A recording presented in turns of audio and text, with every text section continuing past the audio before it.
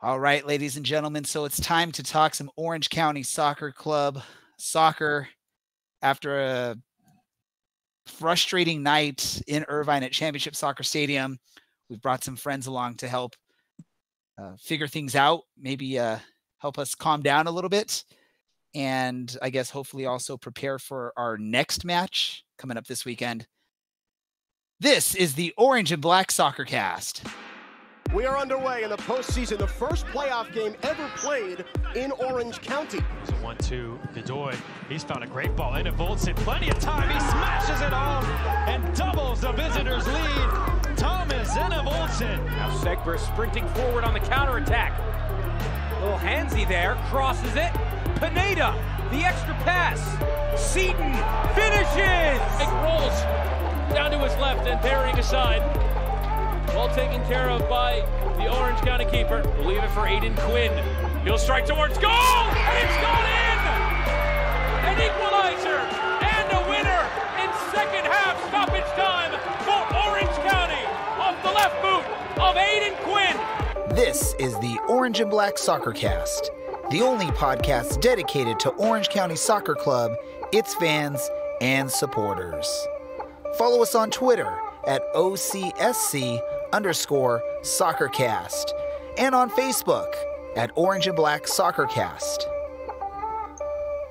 How's it going, Orange County? Welcome to another episode of the Orange and Black SoccerCast, the first and only podcast dedicated to Orange County Soccer Club, its fans and supporters.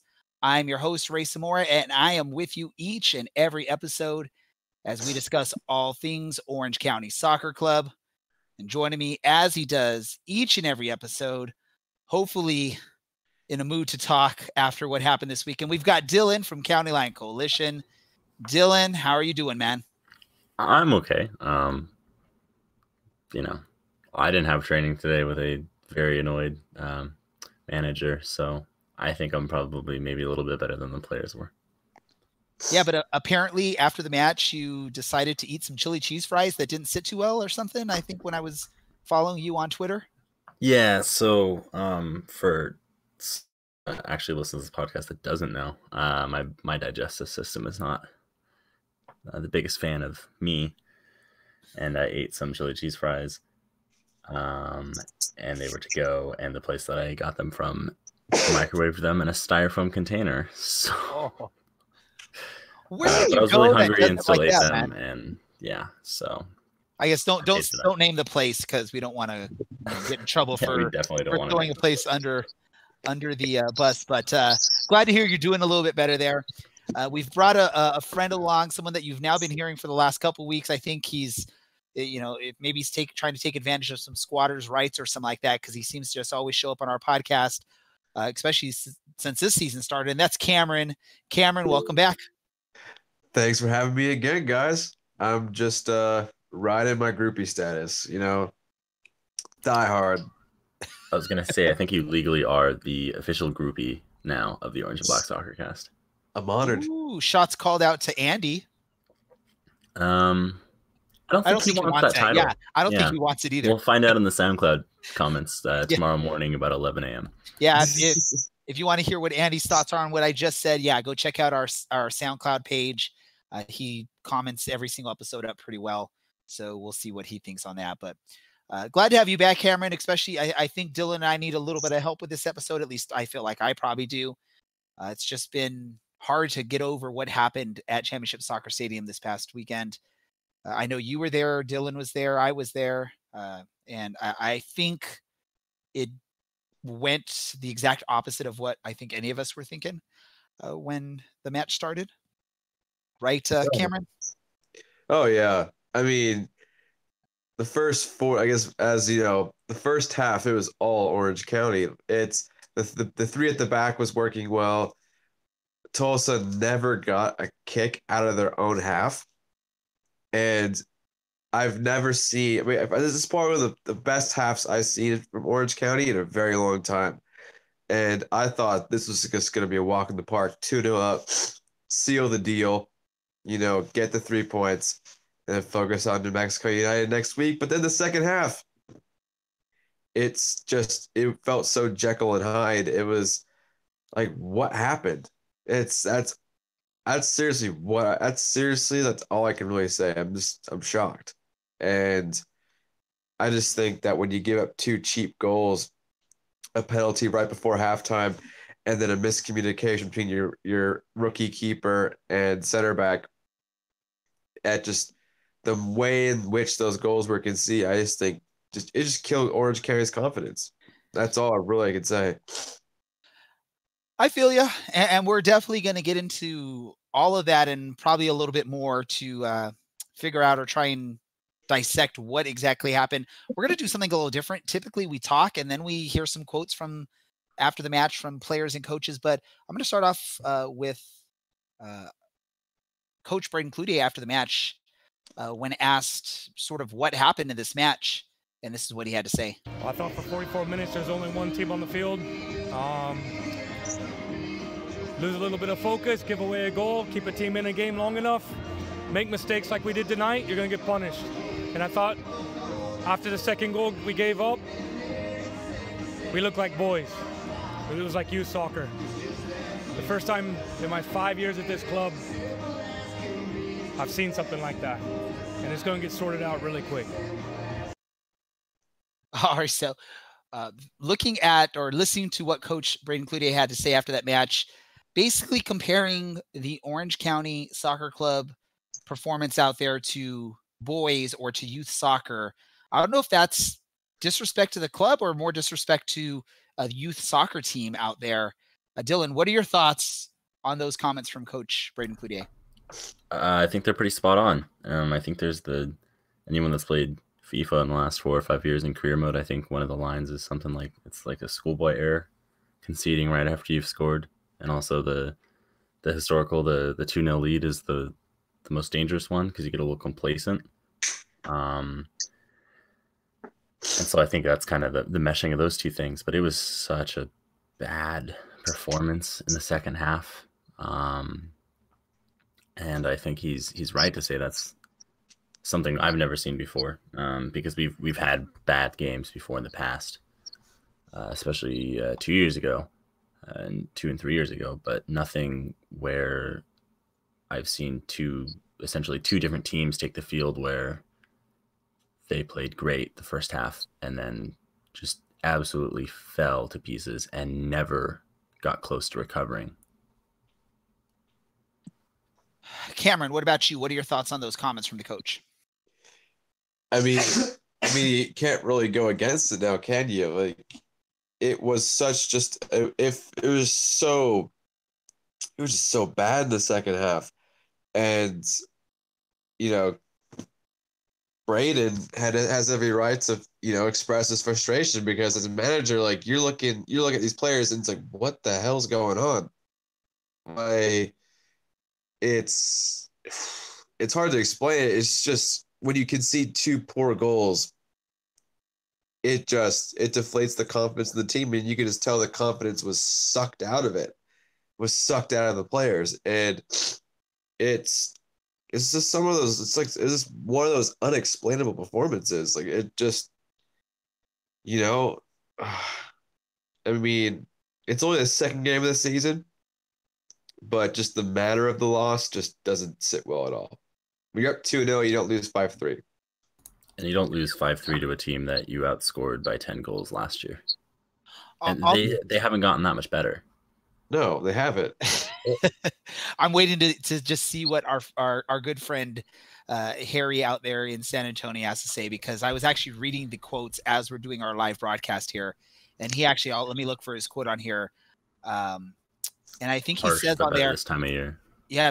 He says better than last year. And I do think better than OCSC. That's just a piss take. Yeah, it was just this crazy thing, because again, that first, like Coach said, and like you gentlemen have both been talking about, the first I guess 44 and a half minutes of this match, Orange County was dominant. It looked like it was going to be a great night for us fans out there at the match, those watching on the ESPN Plus stream. And then that late handball in the box by Walker Hume, which gave Tulsa an opportunity to put a goal on the board heading into half. I think it was like literally right before the whistle. And then you go into halftime, instead of having a more comfortable 2-0 lead, it's now just a 1-goal lead. And anyone that watches the sport of soccer knows, a two-goal game, 2-goal lead is not safe, but a 1-goal lead is definitely not safe. So I guess you gave Tulsa too much hope heading into halftime. And I can imagine the halftime speech is different from the coach, going from a 2-goal down situation to a 1-goal down situation. And I think we've talked about it quite a bit. For those of you that go to our website and read what we have to say, we actually have a lot of written stuff there lately. One of our biggest fears heading into the season, and so far in this early part of the season, has been the lack of a experienced goalkeeper. Nothing against what Orange County has. I'm sure Lopez and Cervantes, they're good, quality goalkeepers to have maybe as your backups. But when you're going from someone like an Andre Rawls last season, who is a fringe MLS player, to now having a 17-year-old and a 22-year-old that you just signed out of Mexico who didn't really sniff any action there, it's really scary. And we saw in that first match against Reno some big mistakes. Luckily, we didn't have to pay for those mistakes. But in this match against Tulsa, the mistakes were a little bit more, especially that second goal that he gave up, where he came out and made an attempt to clear the ball. And instead of kicking it maybe more out of bounds, off of the Tulsa player. And with Walker Hume as your center back, trailing back, he doesn't have that much speed. So it really made things not go so well there. It's hard for me to really talk about this match. Again, on our website, we do this thing called, or I've been doing it, it's called The Good, the Bad, and the Ugly, where we pick a good aspect, a bad aspect, and an ugly aspect of the match. And one of those things was keeper. The other thing, the defensive marking on set pieces was just horrendous. 2 goals off of set pieces where the player from Tulsa got a clean head on the ball. That's unacceptable for a team that has dreams of playing or lifting a championship at the end, lifting the USL Cup at the end of the season, right, Dylan? It's not even dreams of lifting the USL Cup. It's the expectation and the talent and the quality to do so. We were one step away.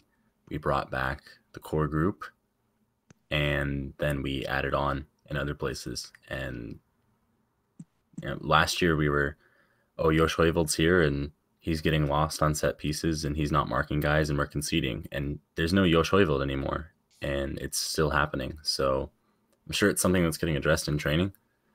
I know they watch a lot of video, and I'm sure that's getting drilled into them this week. But it was just surreal to watch happen, and so frustrating as well.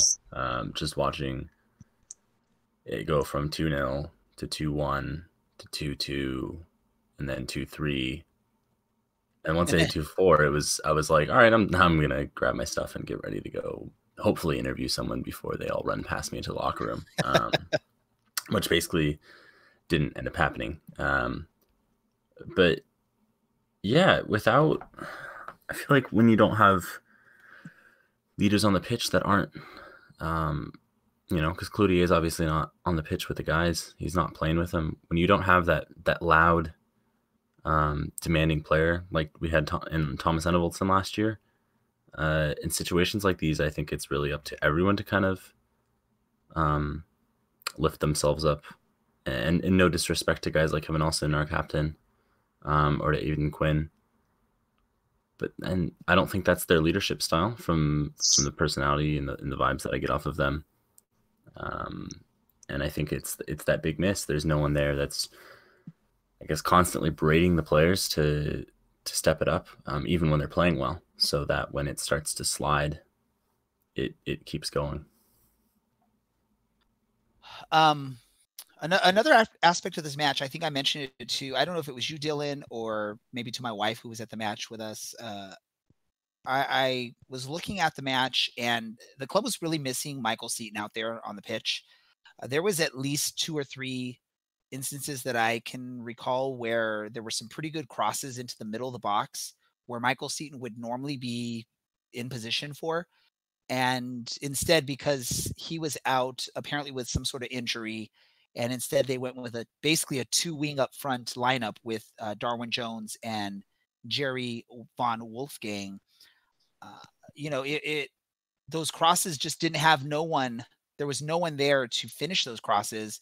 Where in a typical game, either last season when you had Thomas Enevoldsen, and then Michael Seaton towards the end of the year, and then Michael Seaton even in the first game against Reno, that was his spot where he would probably at least get a shot on goal. And instead, you just have a cross that just rolls right in front of or right through the middle of the penalty. No one even gets an opportunity on that. Let me go to you, Cameron. Is that a concern that really there's no backup to Michael Seaton in instances where he can't play in a match like he against Tulsa? Well, yeah, because Orange County always thrived on a target man. When you have Darwin Jones and Jerry Van Wolfgang up there, they're more creators than goal scorers. I don't think they'll ever hit double-digit goals for the season. I mean, of course, the scoring is going to have to get spread out, but if you're lacking ideas and you have no one in the box to attack across, when the going gets tough, then it gets difficult. And as I said before the beginning of the season, we're going to have a hard time making up Enevoldsen's goals. And having Seaton out limits the attack. But, on Saturday night, that shouldn't have been the case. OC should have saw that game out professionally and got the 3 points and moved on, but they didn't. That was more of a collective collapse. But yes, in the long run, having Seaton now for X amount of games sporadically, if it happens, it's going to be detrimental to the team because there's going to be no, center penalty box poacher. And someone who can hold the ball up, a target man who can score goals. That's always going to be a difficulty, but OC will do what they can to compensate. A frustrating thing with this match is even after we had went down, I think when we went to, or actually I think when it was even at 2, I think Darwin Jones had a shot on target that hit the crossbar, which, I mean, what you think inches lower and you have a goal to put your team back up ahead, which could have totally changed the whole complexion of this match. And then you think back to the match up in Reno, Darwin Jones comes onto the pitch almost instantaneously, gets a shot that hits the post up there. I don't think this stat is anything that is kept anywhere, but would it be safe to assume that Darwin Jones leads the league in shots that hit the woodwork? I mean, if they ever kept a stat like that, but I mean, if you don't put the ball in, it doesn't matter now, really.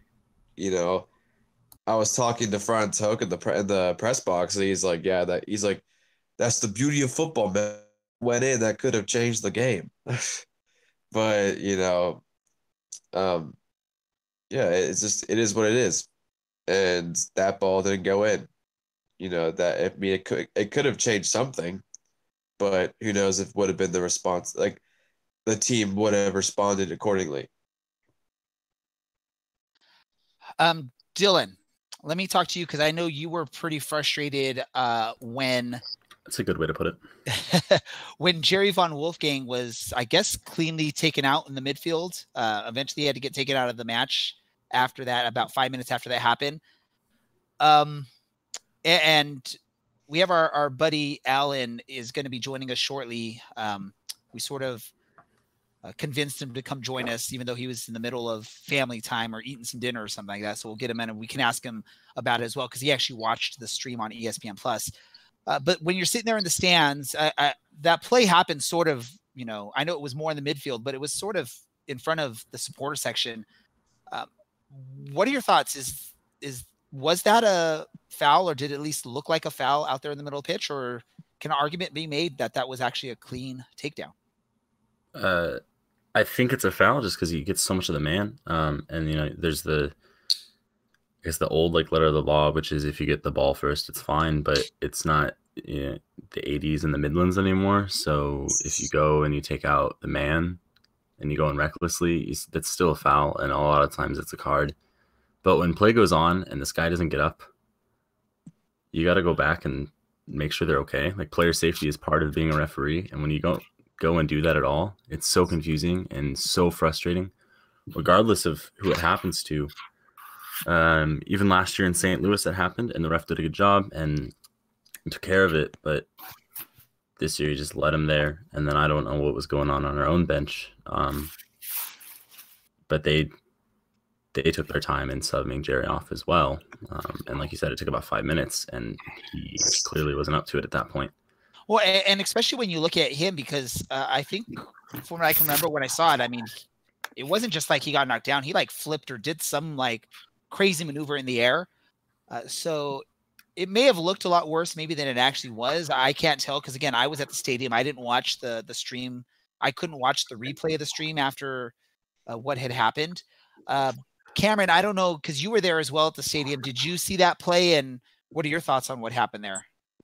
Well, I mean, it was clearly a rough tackle, and it should have warranted something.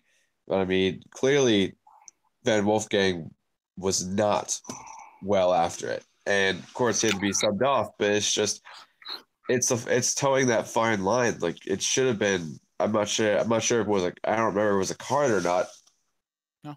But it's just, that should have been carded. That was a cardable offense, because we see the modern game now. Even though you get the ball, you clean out the player. It's a card regardless, because you're endangering. It's violent. It's just below violent conduct. It's reckless play. But even then, like, the play stops 30 seconds later, and the ref at no point, no one checks. The AR doesn't check. The center ref is too busy trying to sort out some spat between the Tulsa players, and I think it was Darwin Jones who was standing in front of the ball, and never bothered to turn around. I feel like it was Charlie Adams that was checking on Jerry, but it was just surreal that I think that's such a main part of your job, and you just don't do it. Well, I think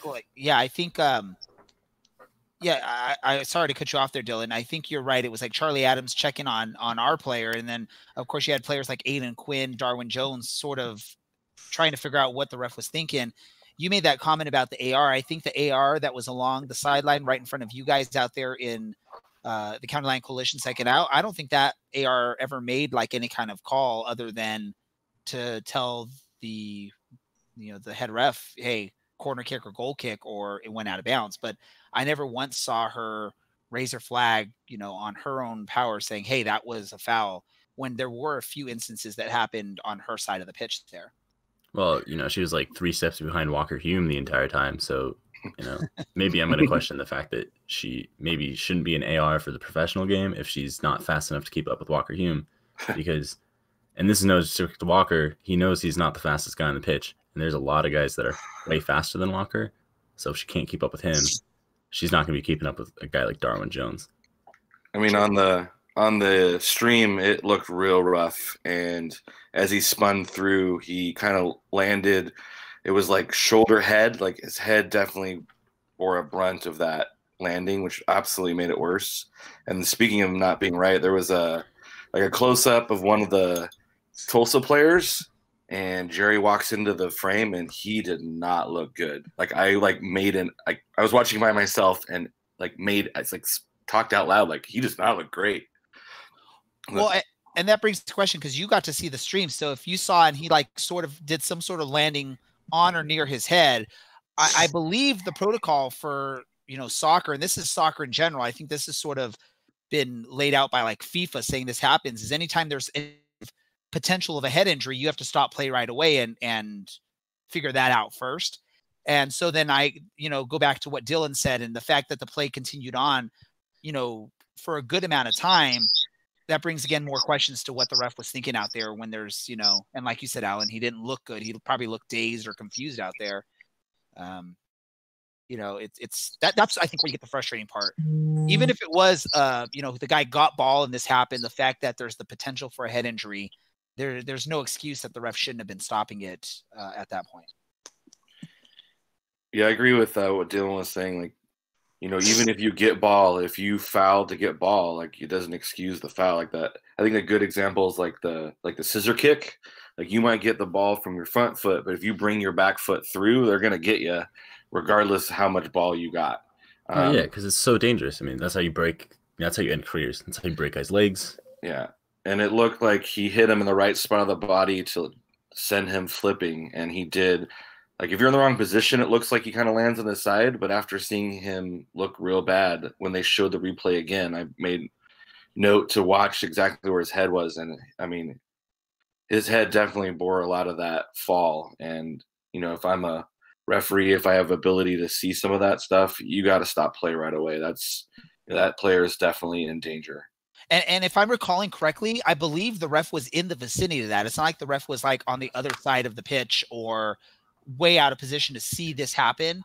Because I'm just trying to play back what I remember from the stadium is that happens, and then he sort of runs forward with the play as the play continues on, which again makes it even more frustrating, I think, for any Orange County fan that may be listening. And I'm sure I'm getting Dylan even more riled up with yeah, or like imagine being Jerry's wife and watching that happen, and then that just nothing happens for 5 minutes after that. I mean, come on. It's player safety. Like, that should be the most important part of your job. I agree. Alan, now that we have you on here with us, I don't know if there's anything else that you want to share, maybe what we've been talking about, or just your thoughts in general of the complete opposite performances from Orange County in the first half as opposed to the second half as you were watching that. I mean, it felt weird because the first half, I am like just enjoying it. I'm sitting there, I'm jotting down notes, and I'm like, this is the Orange County that I remember watching last year. They look good. They look dangerous. They get that penalty. You're like, they're going to go into half up 2-0. This is going to be great. And then handball is like, all right, it's weird. It's a weird way to end. We're going to be fine. They've been dominant. And then just like one thing after another just went wrong. And the weaknesses were exposed by those few mistakes. And then I just felt like you can feel it through the TV that the body language changed and not having Van Wolfgang on there. We were talking about that. I think that's a turning point in the game.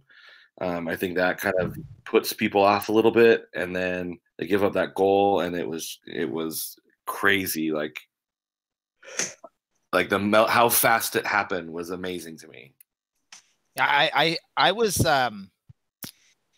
pretty shocked, like how the goals just kept piling on there in the second half. I think almost everyone out there in Section 9 at Championship Soccer Stadium was just sort of in disbelief as goal after goal after goal gets scored by Tulsa, ruining what was up until the halftime a pretty good night.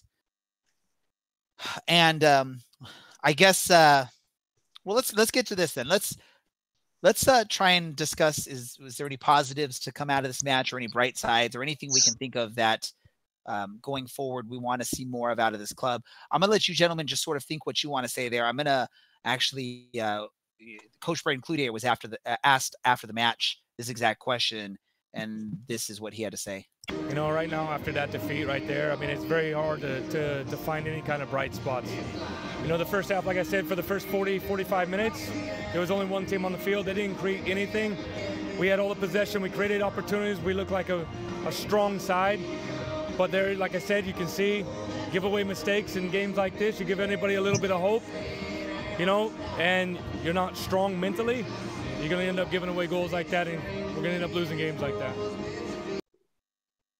All right, so as you could tell, I think even Coach Braden Cloutier didn't even really see many bright spots, especially with what happened in the second half. I think he acknowledges the first half went pretty well, but it's one of those things, if a soccer match was a 45-minute match, we would have had an amazing night. We would have been excited right now talking, but it's not. It's 90 minutes. I'm going to start off with you, Cameron, because I haven't heard your voice in a few minutes here. Any bright spots to take out of this match, or anything that's positive the club can take from this match moving forward? Or is this one of those matches where you just have to watch the tape one time and then just burn it and just move forward? Well, I mean, it's probably one of the very few positives you could take out of this. Just it's a game where there's chemistry slowly building up. Like, it's just like one of those learning experiences because, you know, it's an inexperienced goalkeeper with a backline he's never really worked before. I mean, new players got their feet wet. I mean, that's as far as it goes, because this is just one of those results you just got to chuck in the bin and say, look, the second game of the season, regular season ends in October. Let's just erase that out of our memory and move on. All right. Dylan, what about you? Yeah. It's hard to look at positives because of how that game ended up going and because the whole second half. I mean, what can you really say? Like, a positive, Gio scored a great goal, and hopefully that helps his confidence. But I think looking at individuals, Darwin Jones is absolutely killer, and he should be a starting winger. No questions asked. He's been probably one of the most productive and most creative players on the pitch for us. And then Loney Hugo Ariana looked good. He looks comfortable with the ball at his feet. He seemed like he fit in pretty well in that back four, despite just being announced a couple of days ago. So I'm excited to see what we'll get out of him this year. And he looked like he was happy to be playing here. I was laughing because when they came out onto the pitch, he had beat his chest, beat the crest, and I was laughing. I was like, "Dude, you're on loan. Like, what are you?" And he's on loan from like the enemy. I guess if you can call him the enemy, even though I never think Los Dos is a true enemy, as they don't really try to win in USL as much as other teams do. But yeah, I thought that was fun. But yeah, so I thought that was pretty funny. But hey, if he wants to be here, I think he could be half as talented as Alex Crognali. But that passion and that desire will make up the difference and won't burn us. So yeah, those are my two positives: Darwin Jones and Hugo Ariano. How about you, Alan? I'm putting on my optimist hat, and I mean, scoring 3 goals is always something that maybe we can focus on as a positive. Dominant offense in the first half. Like, what can we do to replicate that in the second half? And then I think the other positive to walk away from is, I mean, this is the same record through the first 2 games as last year. I mean, I know things are a little bit different, and it might feel a little bit different because it was like, I think one of the losses was like a red card 1-0, and a draw. So you look back last year, you were 0-1-1 the first 2 games. So what can we do to go on that run that Orange County did at this point? Their first mini run before they had a couple losses and then tore the second half. So there's, I think, some positives from there. It's like, you might feel like you're in a hole, but you're exactly where you were last year. You ended up winning the West. It's, we can still do it again. Yeah, for me, the bright spot is the offensive production. Again, if you go onto our site, you read what I had to say about both Lopez and just the defense in general in the match. Those were my bad and ugly parts of the match. I went back and looked at the highlights. I watched the 2 goals from set pieces were just ridiculously marked by the defense. There's no excuse. Maybe, one mistake, you give up a clean header to a player. It shouldn't happen a second time, especially the same player getting that opportunity. That's just ridiculous on there. So the offense, awesome. They were able to get some goals on the board. Just need our defense and our goalie to pick things up, or it's going to be a long season for the club and for fans out there. I don't know. Can we pick? I guess we can if we want to go with Tulsa too. Can we pick an MVP for the match? Or let's do this. Let's go MVP and an LVP for the match. So if you don't really understand the acronyms there, the most valuable player and the least valuable player on the pitch on Saturday. I'm going to start with you, Cameron. Well, I mean, it's hard to, really have an MVP when things didn't go well. You could defer and say, yeah, I'm not going to pick a MVP just because no one deserved it if you want. Yeah, I mean, as Vein, of course, like, I'm just gonna opt down this MVP vote. The LVP is obviously Carlos Lopez. He just looked out of sorts, out of his depth. Of course, that's experience, but he could have done better on some of those goals. I mean,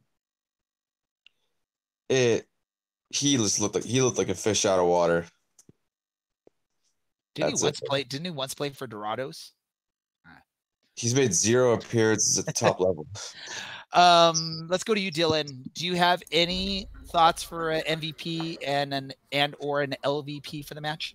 Yeah, I think the MVP's got. I mean, it's obviously gonna be a Tulsa player when he won 5-3. Luca Lobo, number 12, 20-year-old out of Brazil. He has to be the MVP. 2 goals, and yeah, I'm gonna have to echo Cameron here. Carlos Lopez has to be the least valuable player. I don't know how well he organizes the back line at set pieces. Those goals were conceded on the far side of the field, so I can't hear or really see what he's doing from the angle we have. But even then, kicking the ball out of bounds in any position is always better than just kicking it straight in front of you with the guy that's running at you.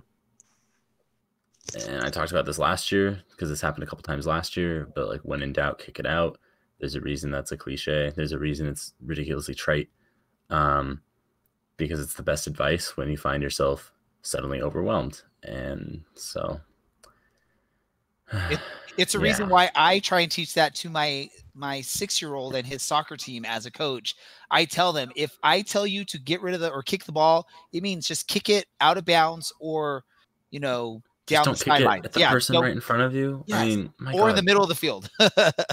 But I'll just say I miss Andre a lot, and at this point I miss like Casey and Charlie Lyon a lot too. Like those guys don't have jobs. They're tall, and they did jobs for us last year. Well, Charlie for us 2 years ago, but or even Casey did a job for us last year. Even Lopez. No, I'm not ready for that heart attack. Better than what we've seen so far out of our goalkeeping this season, but we'll get into that in a little bit here. Alan, let me hear from you. Any MVP or LVP from this match from you?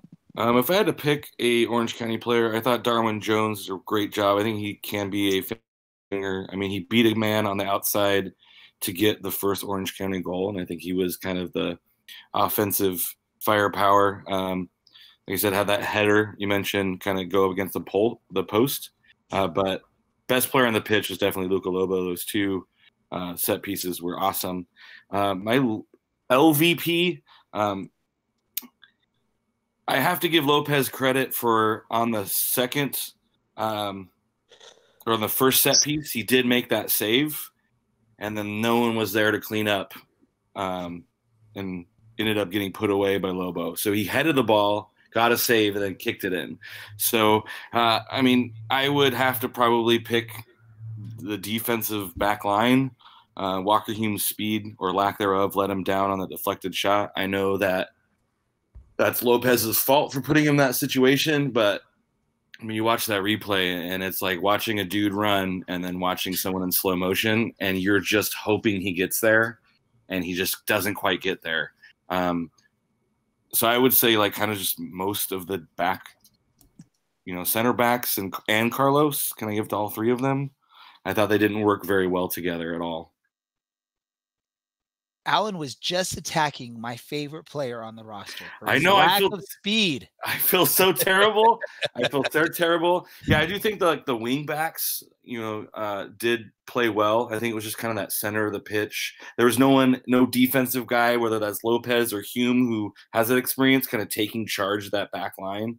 I just felt like between the 2 of them, they can figure it out. And I know Walker Hume is a fan favorite, and I feel terrible like writing and saying some of those things. But I think, I do think that if you got a slightly speedier center back, he's getting to that ball first.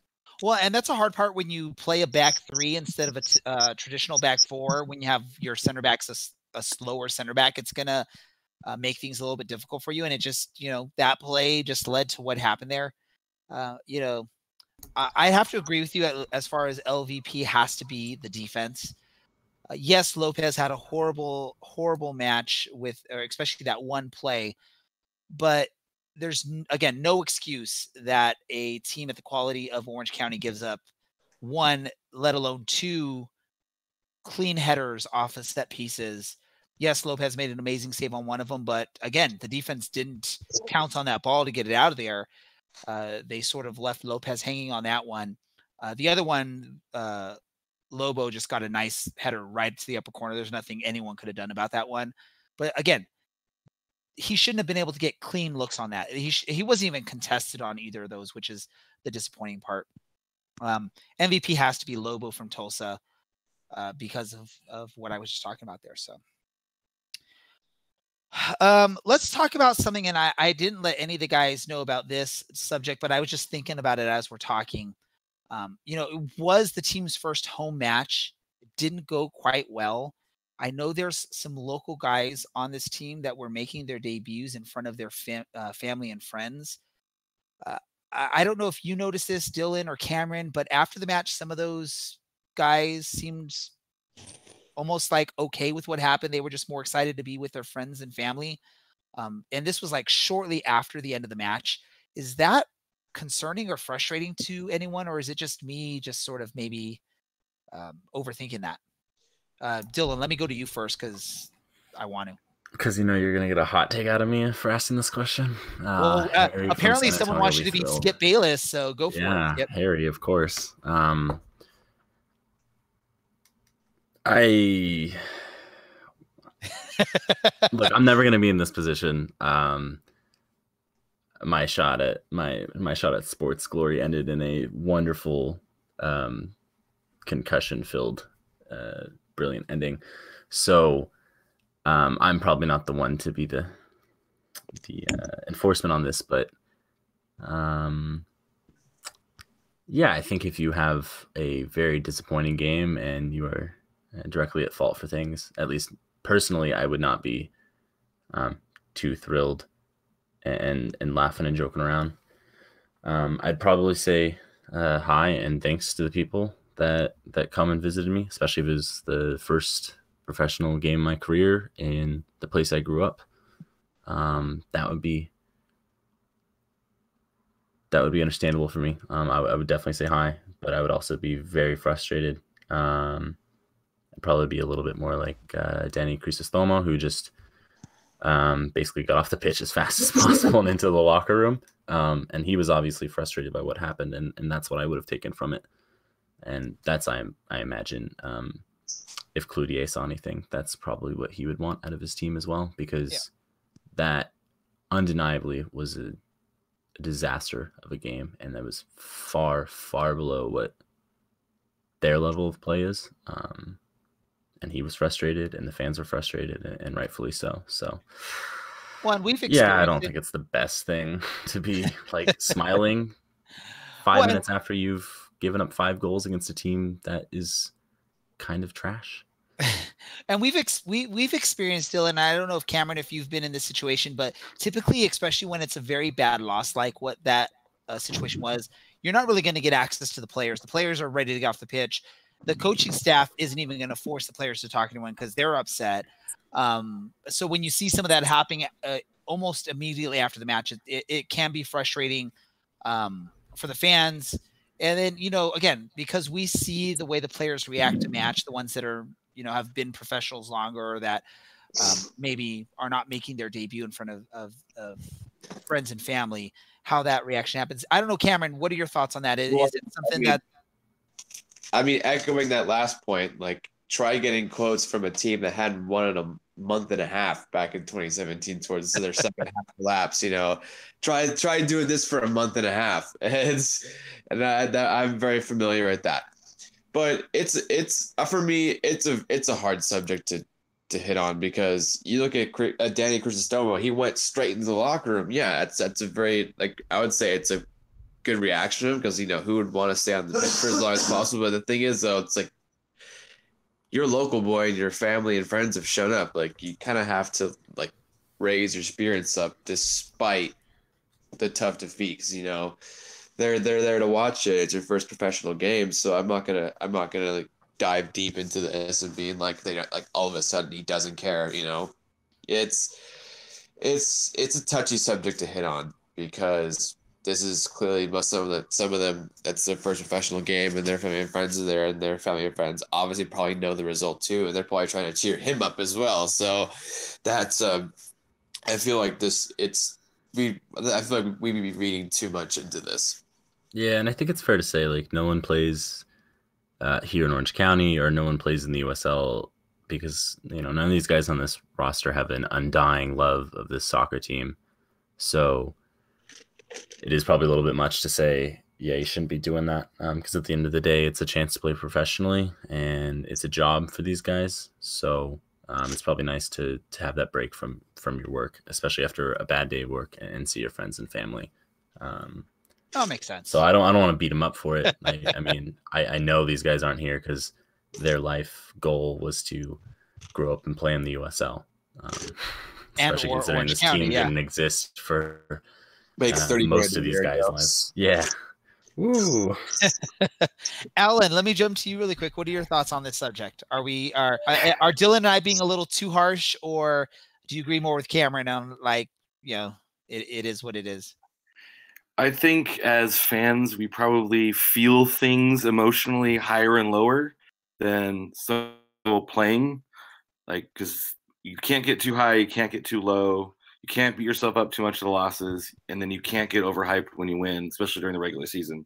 I mean, championships, league titles, that's something different. But I think, if you look at, just sports Twitter in general, like the reactions of the fans are always going to be like a little bit more mad when they lose.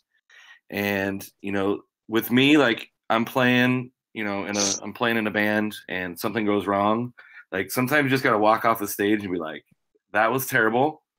Like we don't know what happened and turn the page, like immediately like move on. Cause you get stuck in this rut of like, that was horrible. Then we go into the next game with the mentality of this was horrible.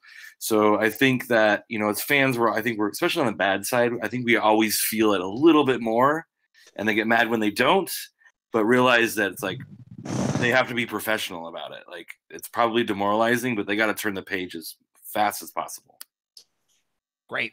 Let's move on because we need to talk about a match that's coming up here this weekend. It's sort of an unknown factor here. New Mexico United, one of the new teams in the league. They've played 2 matches. They've drawn 2 matches, both of those matches. One of them against Fresno, one of them against Phoenix. So we're going to talk about that.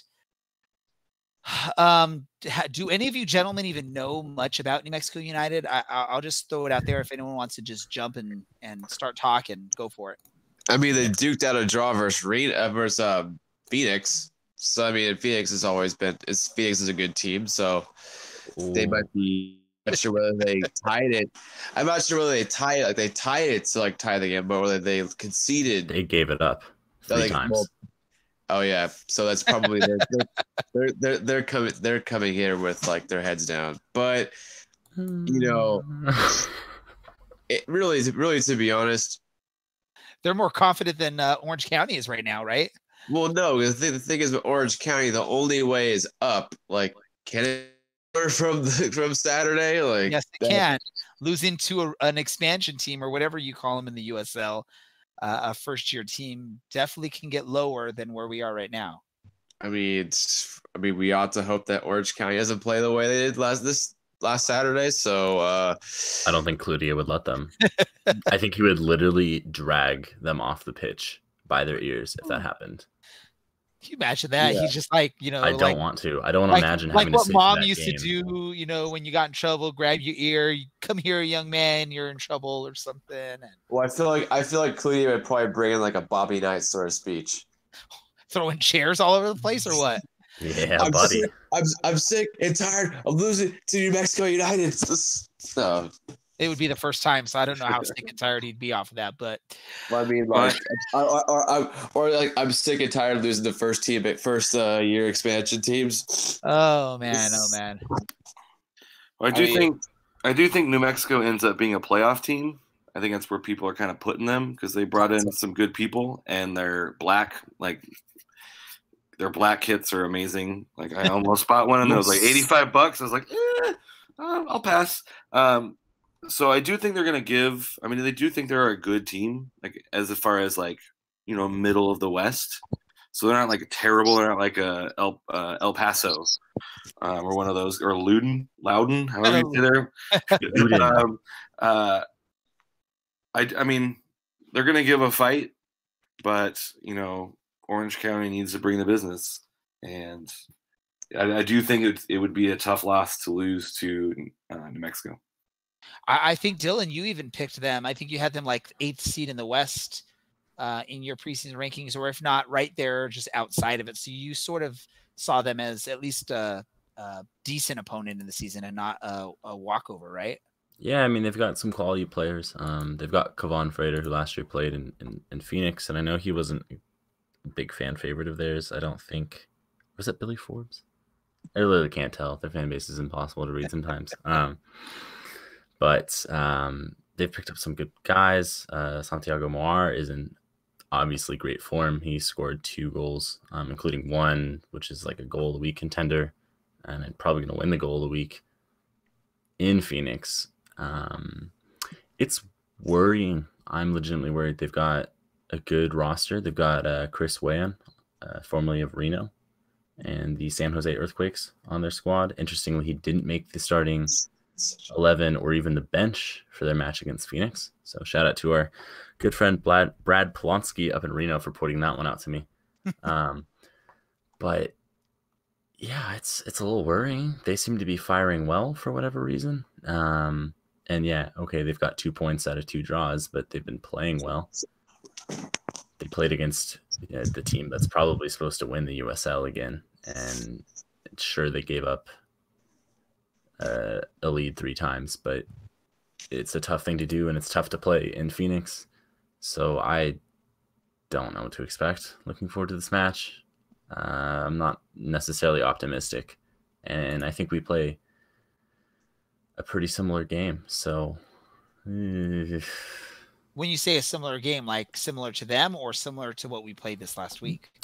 Similar to the style I think that they play in, but a lot calmer. They've picked up a lot of yellow cards already. So, Michael Seaton's a big miss when we look at this, because Seaton's the guy that gets under some center back skin or some defensive mid skin and gets him to lash out at something stupid, pick up a pointless card, and then just torch him the rest of the game and make him pick up that second yellow.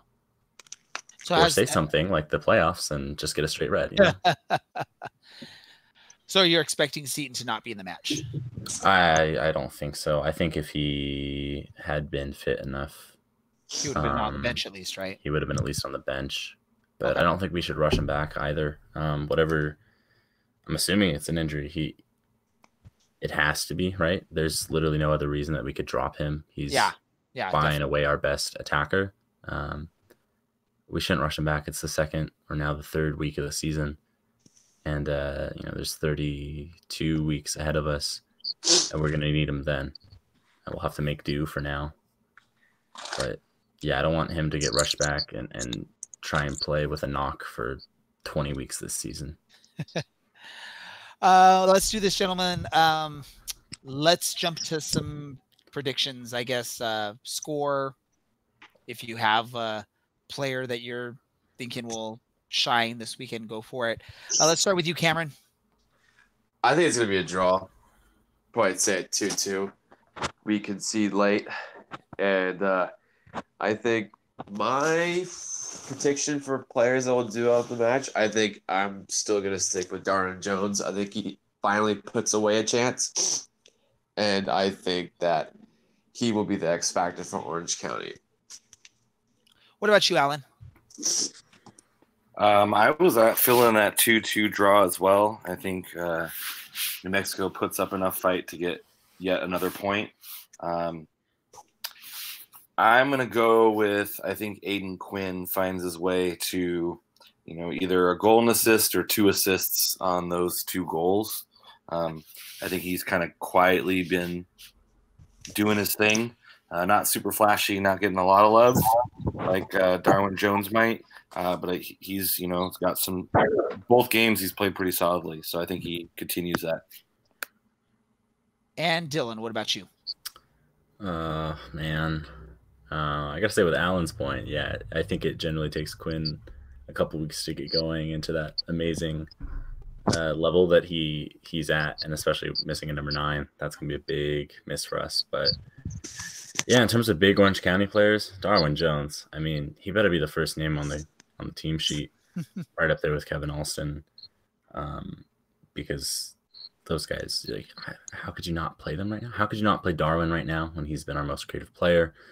For New Mexico, Santiago Moar, I mean, he's been playing well, especially last week. He's who worries me most. And I'm torn between my heart saying that we're going to win and my head saying that we're either going to draw or lose. So I'm going to go with what my heart says, and I'm going to say a 2-1 victory. We'll finally stop conceding a lot of goals per game. All right. Here we go. I'm going to say 2-1 Orange County. I'm being hopeful there.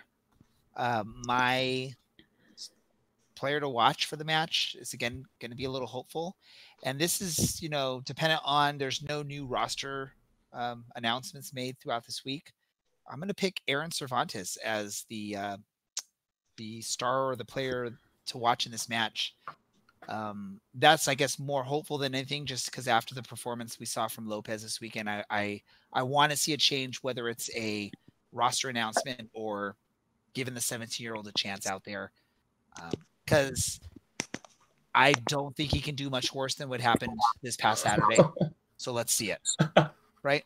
I feel so bad for him. I do too, but it's turned to a goalkeeping roast podcast now. This is like the first time we've ever been this critical, I think. Yeah, I feel bad and it feels wrong. Well, I don't think we had a match like this last season when we were doing the podcast, did we? I know we had our confident predictions that the team disappointed us on, but that was more us being overconfident. I think in this match, just the way it ended up, it's just you need to see some sort of changes. I guess the other person maybe to look for as a change would be Leonardo getting out there. But yeah, nothing against Lopez, because I mean, I get it. He's a young, inexperienced goalkeeper. It's just one of those things. I don't think he's like this clear-cut number 1, regardless of anything that happens. I just need to see something different just to maybe get a better understanding or just feel a little bit more comfortable with him going forward. Maybe that's what it is as well. It's one of those things, just after such a self-destruction there in that match, I just need to see some changes, including a change in goalkeeper, at least for this upcoming match. No, I think that's fair. I mean, in the 2 games that Lopez has played for us, he's looked shaky. He's looked very shaky in his goal tally, or his goals against tally for his entire professional career, which I get has been very short. He's barely older than I am. It's already increased by 46% in two games. And so, yeah, I get you want to buy young players, because if they work out, you can sell them on for a profit, because you basically got them for nothing. And that makes sense as a business. But it's hard to do that with a goalie. And I think everyone basically knows, unless you're Donnarumma, you're not peaking, or you're not ready for the pros at 19. Yeah. So or even at like 23. Yeah. So if we're going to be title contenders, we need to have a goalkeeper that is also a title contender. And if we're going to market ourselves as title contenders, then the whole squad needs to represent that. So it's frustrating. Someone shaving. Are you brushing your teeth, Cameron? Or he's shaving or something. Alex is brushing his teeth at the moment. There's a mute button. You can hit that, Oh, the most random things come out of Cameron's phone or camera. Or whatever. You can't see what random stuff he's doing this week. I feel like that's my random thought of the match. Random thought of the podcast. So we'll get into hearing. random thought here. Let's get into random thoughts. But before we do so, I just have one last question for you, soccer related. I was just, as we were talking, I looked at the current standings for USL Championship, looking at both the West and the Eastern Conference. I know we're only 2 games in, but the top 4 teams on the West right now are all teams that were not in the playoffs last season. Yeah, 2 Oklahoma teams, for fuck's sake. Darn you, Cameron, having to make me make my work. I have to stay up later now and edit this podcast. Thank you. Send him an invoice. That was like at a minute and something. So I'm going to have to write that down somewhere. Thank you, Cameron. Sorry, Ray. I feel like I had to do it. Yeah, so OKC Energy, Tulsa Roughnecks, Portland Timbers 2, and Fresno FC are the top 4 in the West. In the East, you got 2 teams at the top that didn't make it in North Carolina FC, Tampa Bay Rowdies. I know very early in the season, things will change, but I just think that's a neat little thing to talk about.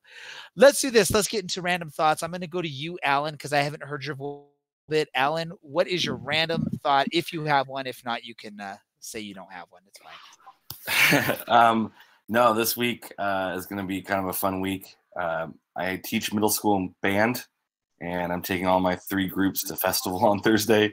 So one of the groups is pretty predictable, and like I know they're going to do well, but taking beginning band, it can go any direction. And it's kind of the fun part of doing my gig is you don't know what these kids are going to do, but they almost always like rise to the challenge, and it's kind of a cool experience. So I get to kind of a reprieve from sports, and it's an all-day thing. I'll be off campus working with my band kids on Thursday. So I'm looking forward to that. So that's my random thought. I don't have a Robert Frost hot dog poem. Sorry. I'll have to ask you, Alan, because you do, I guess you teach band. What was your instrument? Your main instrument? Trombone is still is my main instrument. I learned guitar in college because it's hard to play like Dave Matthews Band. That's when on trombone. Hey, it was when I was in college. To be fair, I graduated. I know exactly when you're in college now. Yeah, I know exactly how old you are. It was that or John Mayer, and that's all you had to do. Oh, so you're actually about like 7 years younger than I expect you to be then. All right. Uh-oh. So yeah, that era of John Mayer was really bad too. So I'll give you that. It was all right. Girls liked it, so I mean. Well, yeah, girls also liked "Crash Into Me," but that song's about watching a woman change. Right. And she doesn't want you watching, so. That is true. And I will say thank you to Alan for bringing up John Mayer and Dave Matthews, because now I can tag them in our podcast and I can put their names in the title somewhere because we talk about them. We could probably get John Mayer on the podcast. Let's get him on. Work it, Dylan. You know him. Get him on. I don't know. Cameron, what's your random thought besides teeth brushing? Man's got to invest in some iPod earphones with a mic so we can avoid all of this. Or just utilize the mute. I think if you have a mic on your earphones, you're still going to hear the sounds coming out of your house. So that would sort of. It's what we call wishful thinking. I'll give you my pair if you're there on Saturday. All right, cool. Random thought solved. Dylan, what about you? All right, so this week, my literature recommendation is a 26-minute read from longreads.com called A 3-Day Expedition to Walk Across Paris Entirely Underground. Journalist Will Hunt, who made the crossing with a group of urban explorers, recounts being menaced by rainwater and rats and meeting fellow subterranean wanderers along the way. It's a great read. Again, 26 minutes, well worth your time. It's just under 7,000 words. And I know it's supposed to rain these next maybe just day, I think. But if you're curious about the weather on Saturday night, it'll be a wonderful. I should get some NPR music going, and this is entirely because everyone tells me I have an NPR voice. But it will be a lovely 63 degrees at kickoff.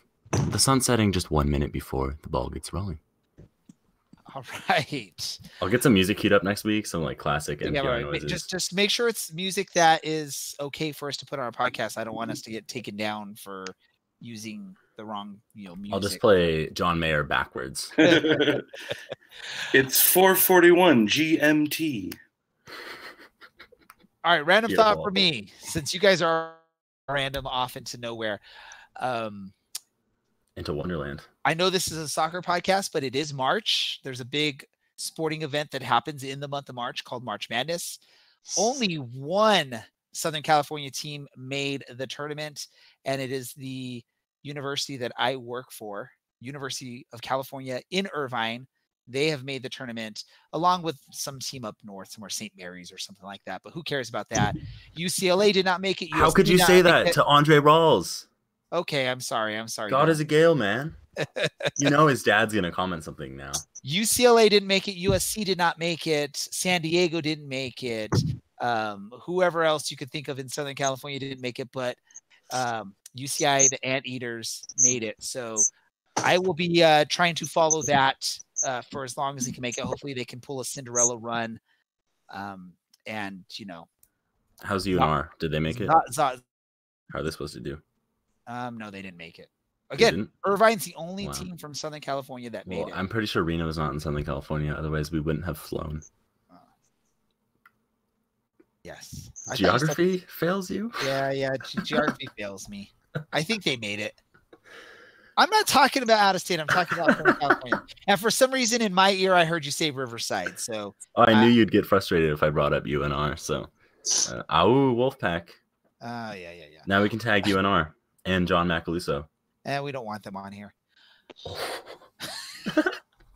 And Cal State Fullerton baseball has more College World Series than UC Irvine. Tag them. Boom. We can tag my college's women's softball team. They're like 14-7, and I'm the announcer. So why do we always get to this like crazy part of the episode where we just start talking? We're just spewing out random colleges so we can tag every single college. We're just trying to have a cathartic experience after having to talk about our goalkeeping situation. Alan, what college do you want to throw onto our podcast just to throw them on there? Tag it. The University of Redlands. All right. Right? Yeah, they didn't make the tournament either. No, they would not. They played Villanova once, though, and took them to the wire. Although they had like 3 of their players suspended. Like a little D3 college. Hacked the gym. Newspapers when they announced the players. It was classic. I love that comment. We played Villanova once. Like, yep. Yeah. Yep. That is awesome. I think, gentlemen, that's cue that it's time to end this fun little experience here. And, you know, we got to vent a little bit some of our frustrations. Hopefully we will not have to do this again on our podcast, or this will just sort of change our whole weekly thing here if we have to keep doing this. So hopefully it doesn't have to happen again. Really quick, Cameron, let our listeners know where they can find you on the social media network things. You can follow me at Twitter at What Cameron Said. Instagram, simply known as Cam. And that's it. What did you say, Cameron? Oh, no, I'm just... You can follow us. Alan, what about you? Any you know what these tech difficulties you get.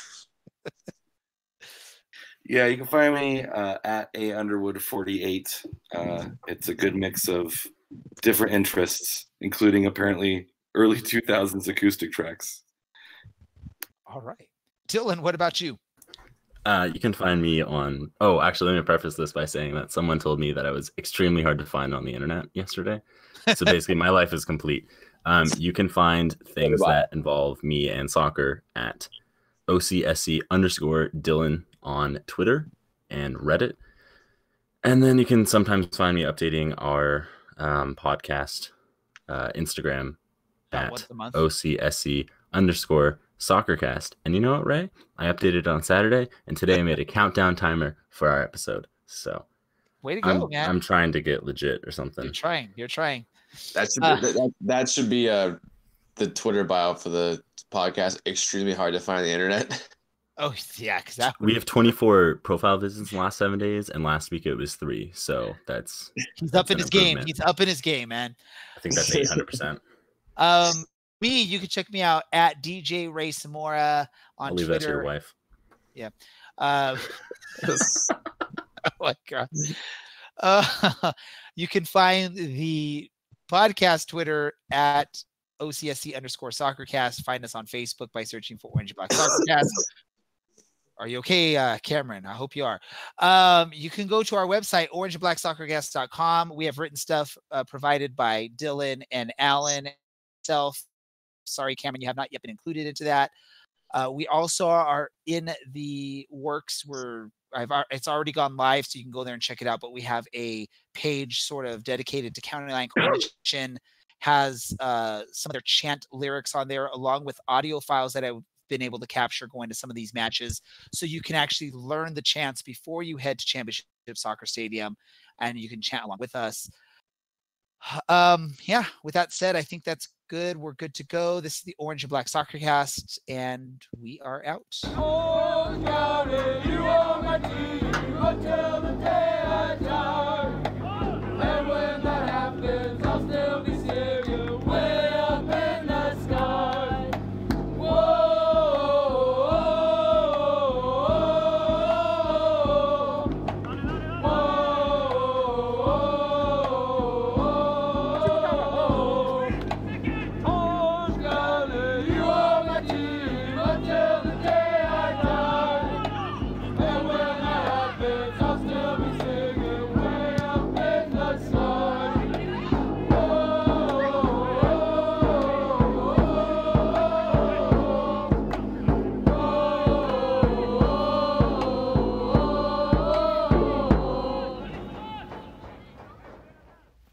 Podcasts are a great way for your business to advertise to target audiences. And the Orange and Black SoccerCast is looking for advertisers like you. If you're interested in advertising your business on our podcast, please email us at info@orangeandblacksoccercast.com. The Orange and Black SoccerCast has joined forces with many other soccer podcasts, many of them focusing on the USL. We're now part of the Beautiful Game Network, bgn.fm.